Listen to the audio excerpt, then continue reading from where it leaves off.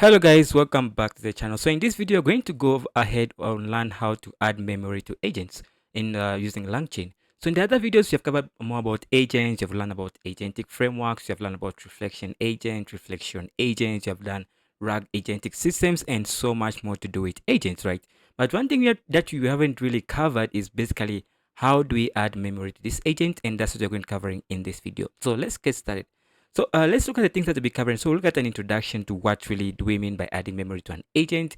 Go ahead and set up our development environment, create a bunch of tools, create agent states, creating memory, and then also we're also going to learn how to create memory with SQLite so that your agent can store the memory in a permanent database. Okay, so you can also have in-memory kind of memory and also a permanent kind of memory. Okay, so look at all of that. So let's get started with it. So the first thing I want us to look at is introduction.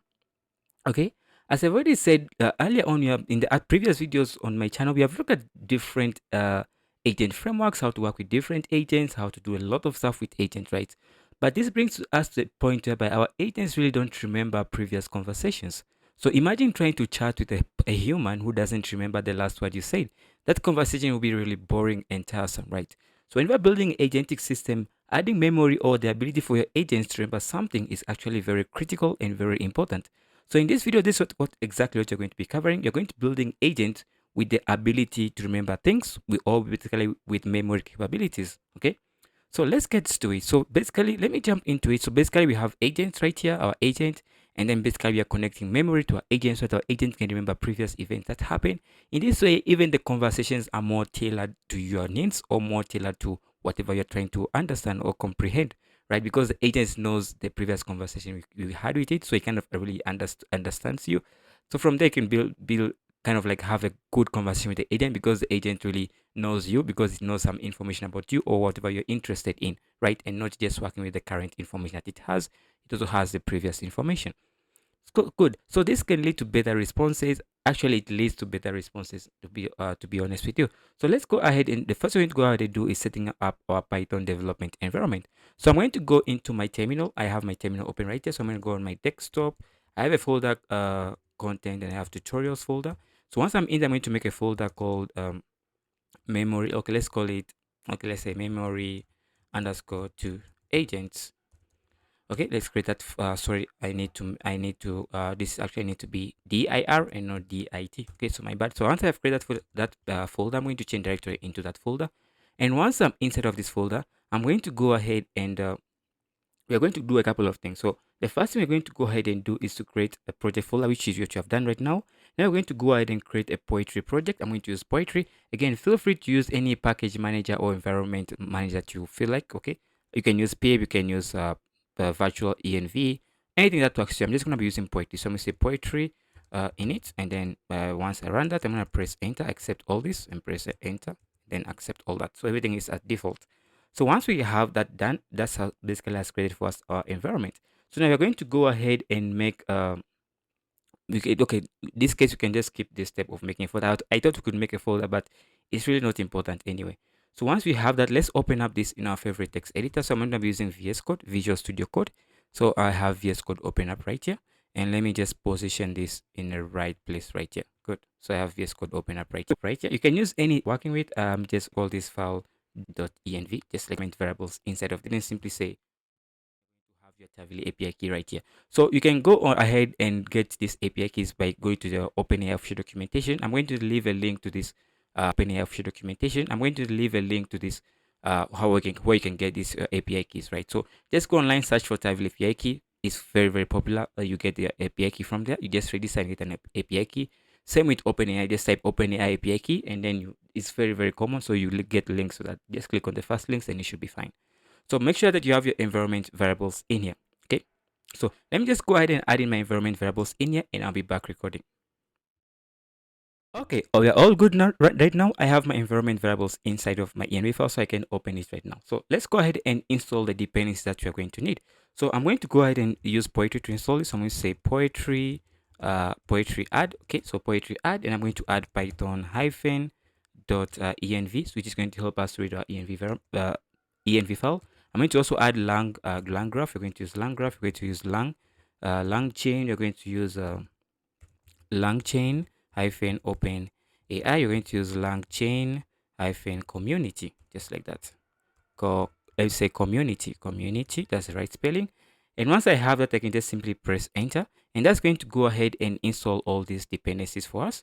Okay, so let's give it a bit of time, and how fast this goes depending on how fast your computer is, how fast your internet is, and other factors as well.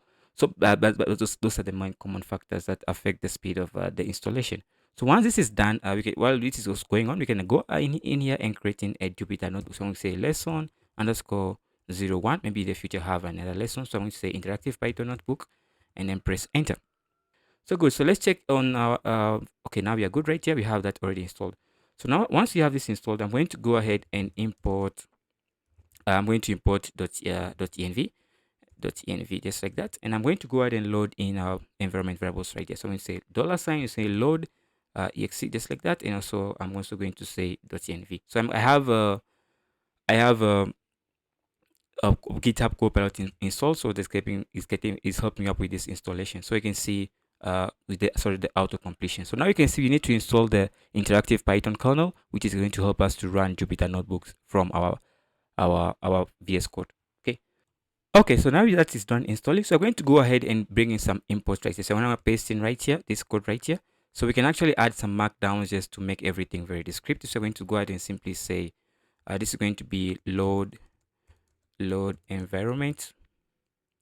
Sorry, basically this is imports rather, my bad. So imports, and then press enter there, and then you're going to go ahead. You're going to also create a file, another markdown cell right here, and this is going to be load environment variables, and then press enter. Good. So we have all that's done already. So now that we have this done, let me show I run this all to bring those imports and libraries that we need in here.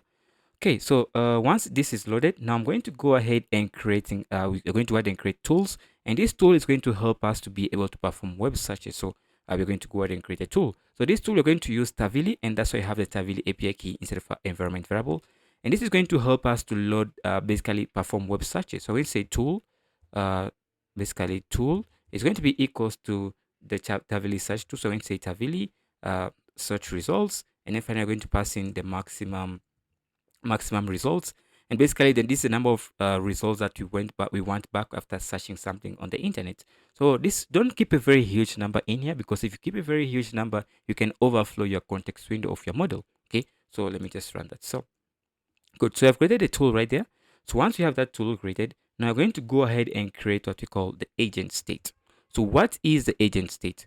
So basically an agent has a state that's basically can act like all the current information it has, like its messages, different things that the agent knows, like kind of like memory map, right? Is called the agent state. So it's just an object that stores history of all agent activities, like previous chat messages. An agent state can contain more than just previous messages, like you're going to create in this case. It can be made to as customized as you would like, and contain different keys.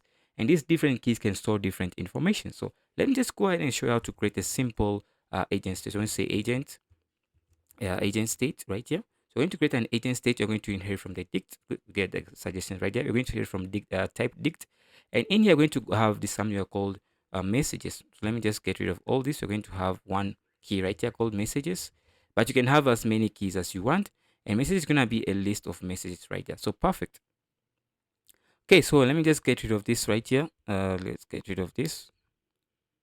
Okay, good, that's it.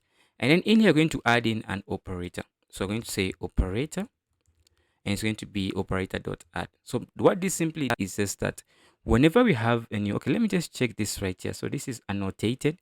Okay, this seems to mess up things. So let me just cut this off. So this is going to be list instead, and this other one is going to be annotated. So that's the disadvantages of using auto GitHub Copilot sometimes. So we're just saying messages is going to be equals to annotated object of sequence, basically a list of message of any message. This is just a type that we get from LangChain. Name of thing, the operator is basically operator.add. So this basically means that whenever we have a new message, we don't delete the old one. We just add the new message to the existing one. So we maintain a history of all previous messages instead of deleting old messages to add a new message. No, we don't do that. We add new messages to existing older messages. Okay, so that's what this operator simply means. So once we have this done, let's go ahead and create a model.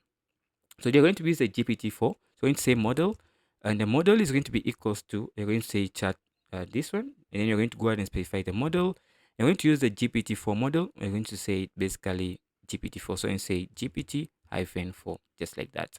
Okay, so this needs to be a string. My bad.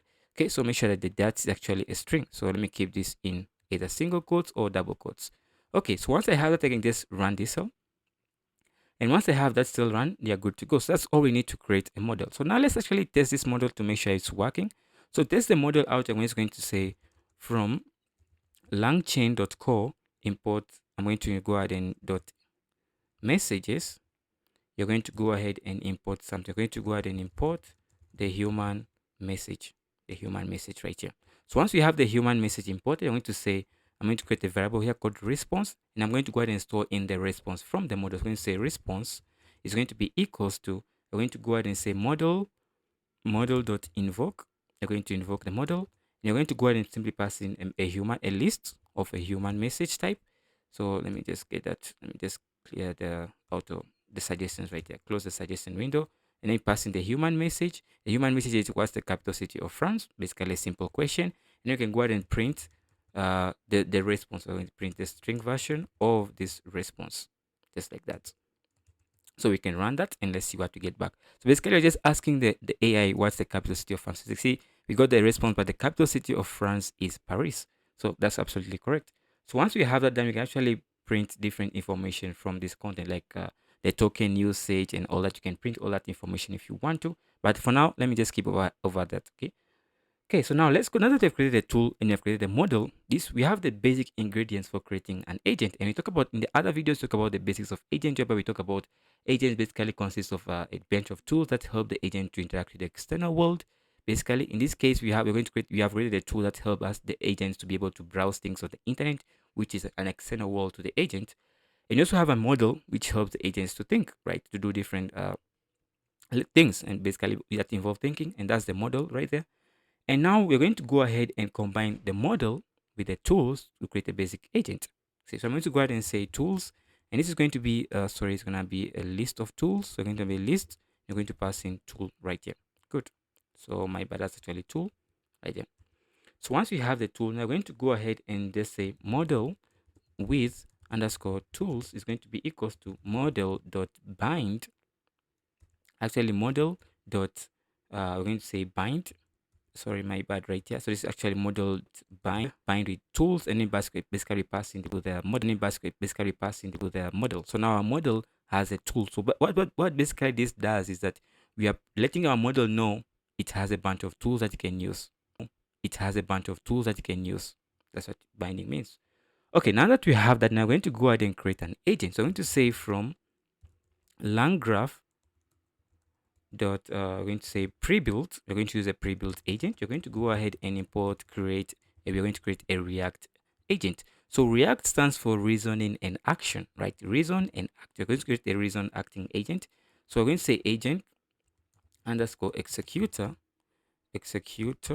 is going to be equals to, we're going to say the React, and then we pass in the model with tools.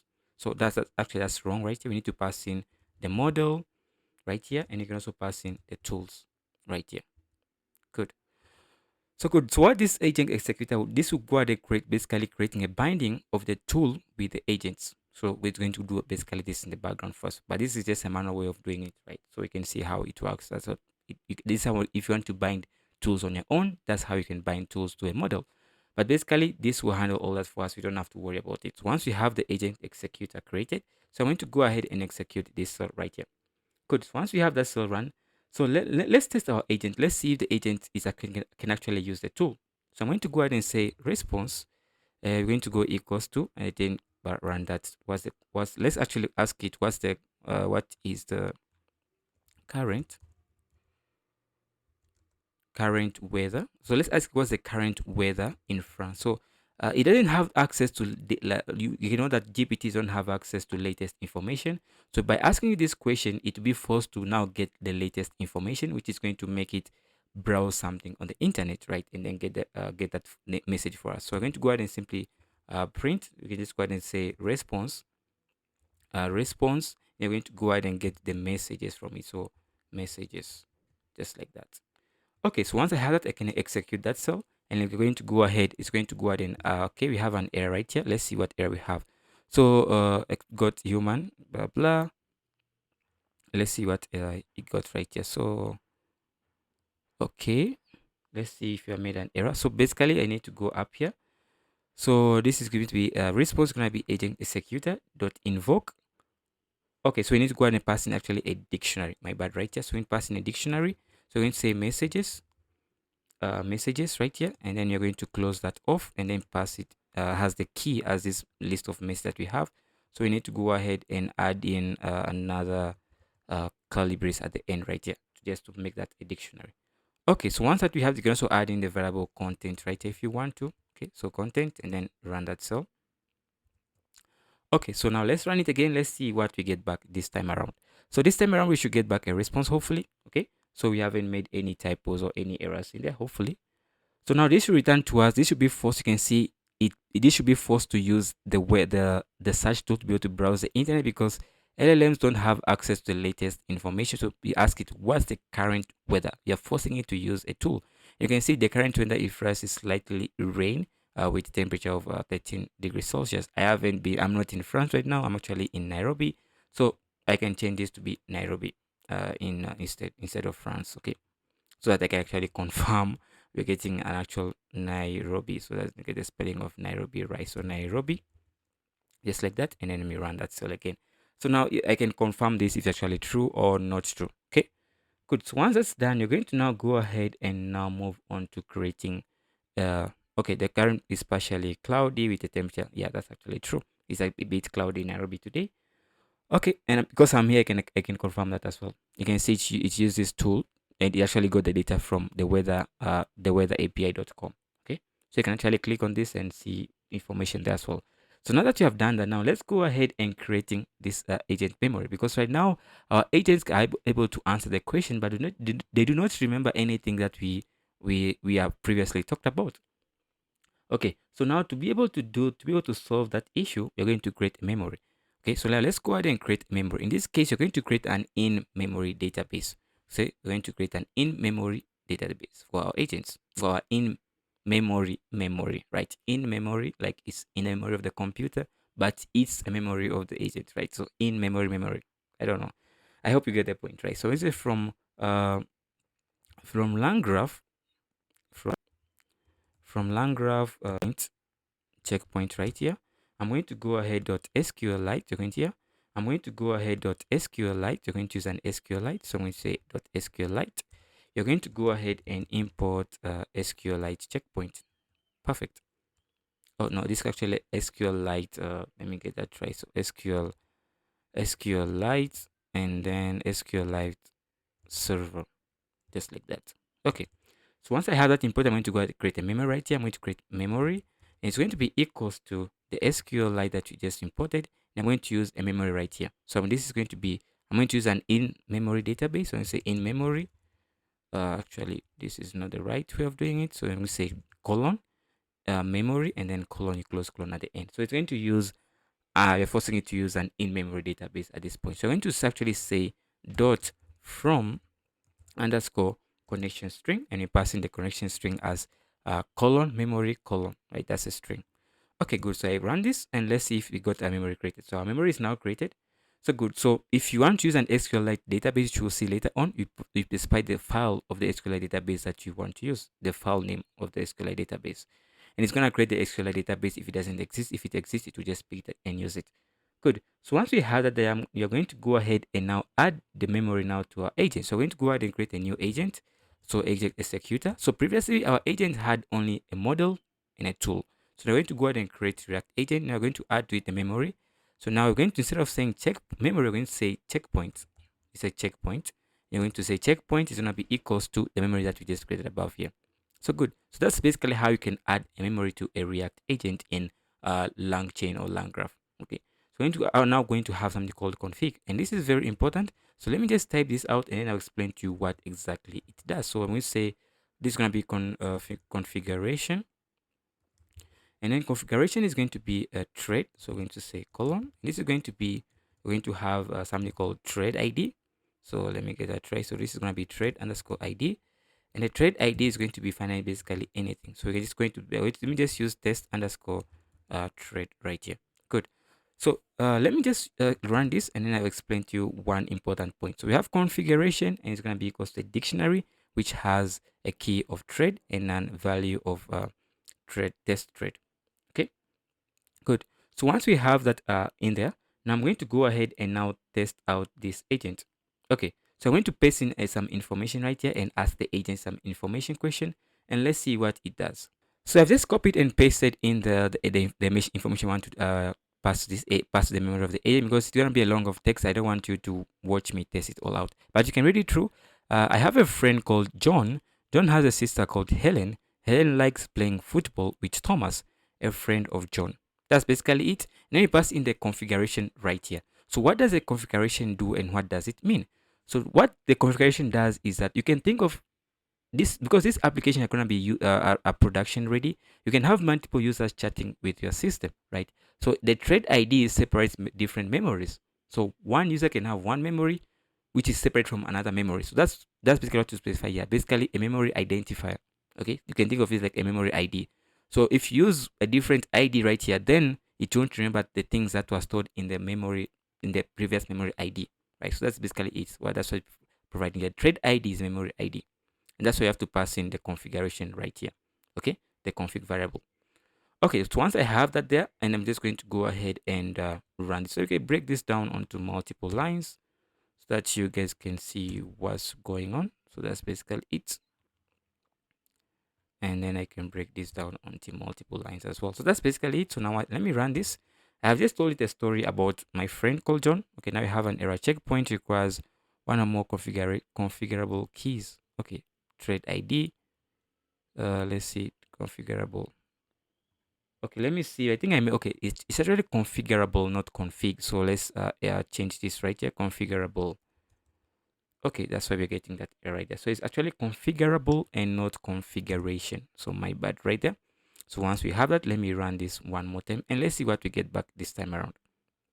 Okay, so now you ask the question right there. You can see we just told the story about our friend John. Just so that's the model responded. That's interesting.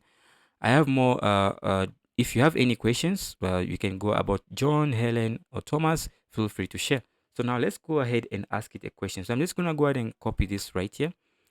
Copy this information from here and then have it pasted in here. Okay. So now we're going to now change and ask it a question, because you're using the same config, means you're using the same memory thread.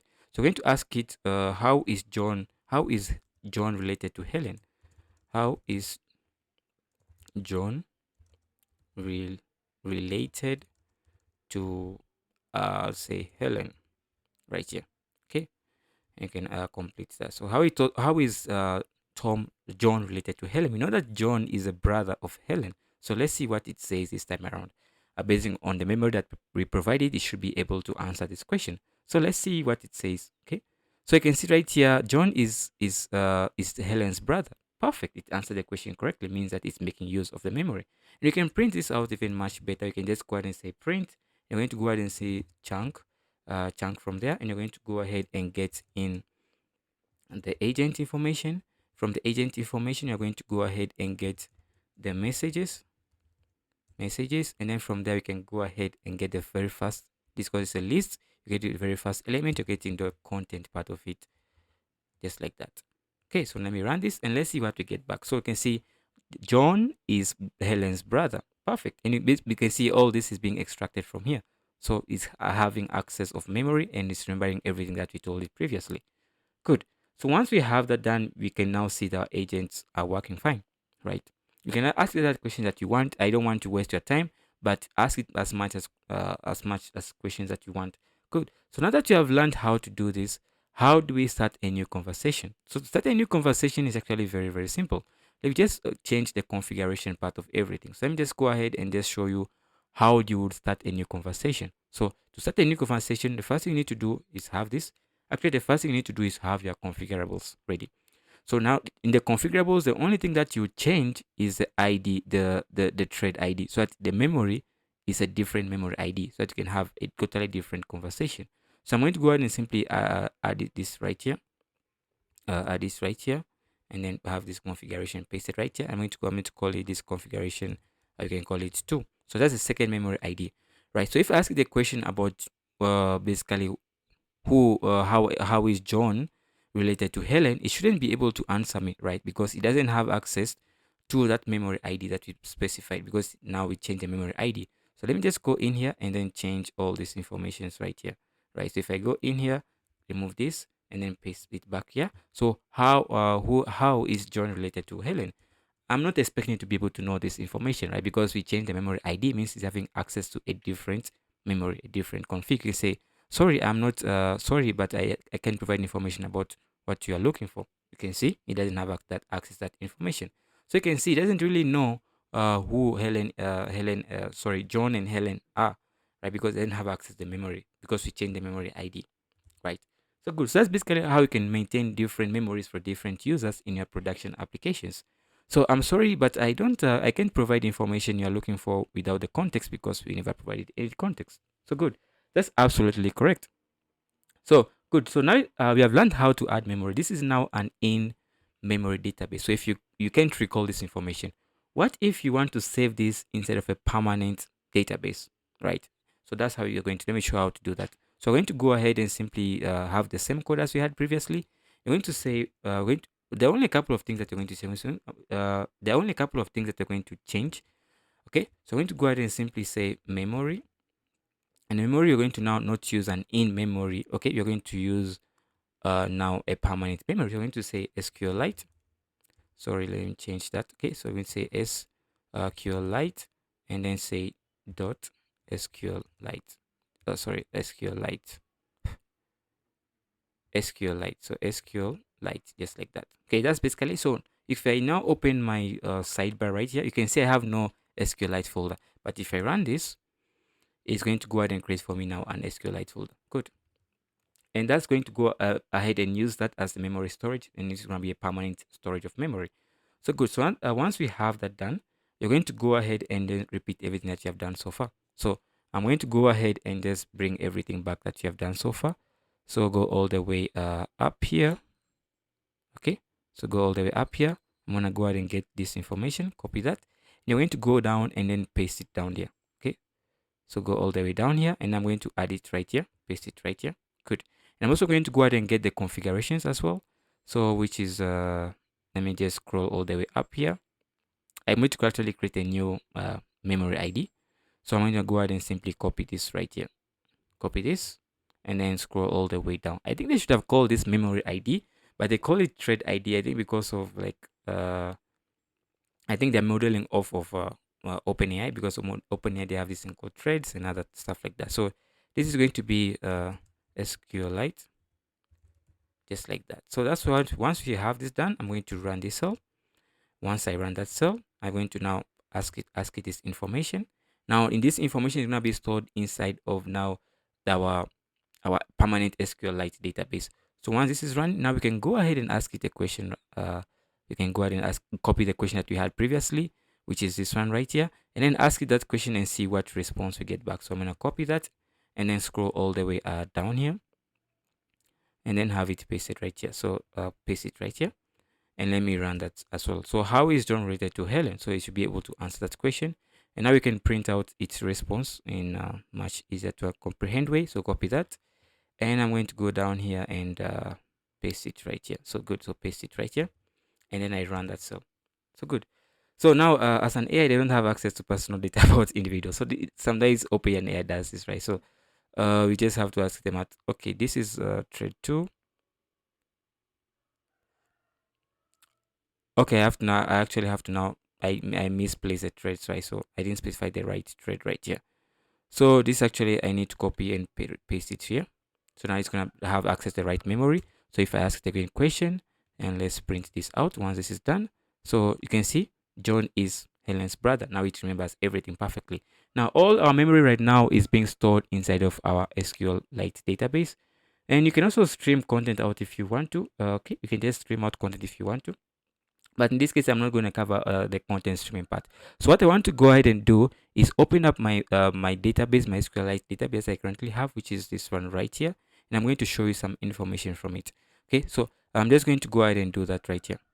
Good. So once I have that done right there, so let me just go ahead and open up my I have an application that can open SQLite database called DB Browser for SQLite. So let me just open it up and show you what's in the content of that file, of that SQLite file.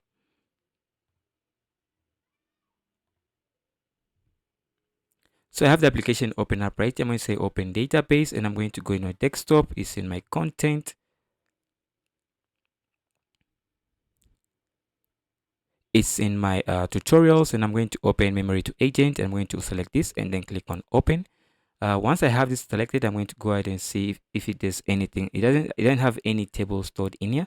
So let's see what it might be the issue. So I'm going to go back in here. It seems not to be storing the model, the thing in the right place. So let's go ahead and just check this out again. Okay, good. I know why this is happening. The reason why this is happening is because we never added this to now our agent. We haven't added this new memory to our agent. So to do that, I'm going to go ahead and now make sure that I have this new memory that you have created added to the right agent. So it's right here. So this is the code that I need right here. So checkpoint is going to be equals to now our memory will gonna be equals to the SQLite memory that you just created. So I'm going to scroll all the way down, and let me see where I have the SQLite. So here's the SQLite.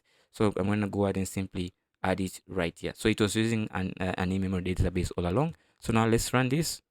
Now you have to change this. So now this is going to be, let me just say _2, and then we copy this again, and I'm going to go ahead and replace it here as well. So here as well, I'm going to replace it here. So paste it there as well. So once I have this done, now we have our agent now has access to the right memory that we want to use. Okay, so now let me just run this cell again, run that, run this, run this, run this. Okay, so now let's wait for the response and see what we get back. So now our agent has access to the right memory that we just created. Previously, we are using the old agent that had access to the in-memory database. Now you're using the one which has access to the SQLite database.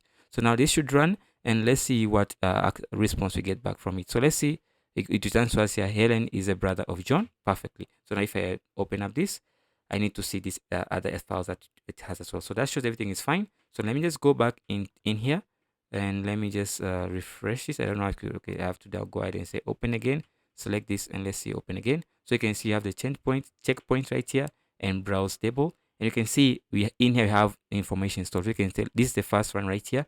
I have a friend called John and blah blah. You can see it all stored right here, right? So that's basically it work. Let me see if I can make this a bit bigger so you guys can see. So this is the information we have right here.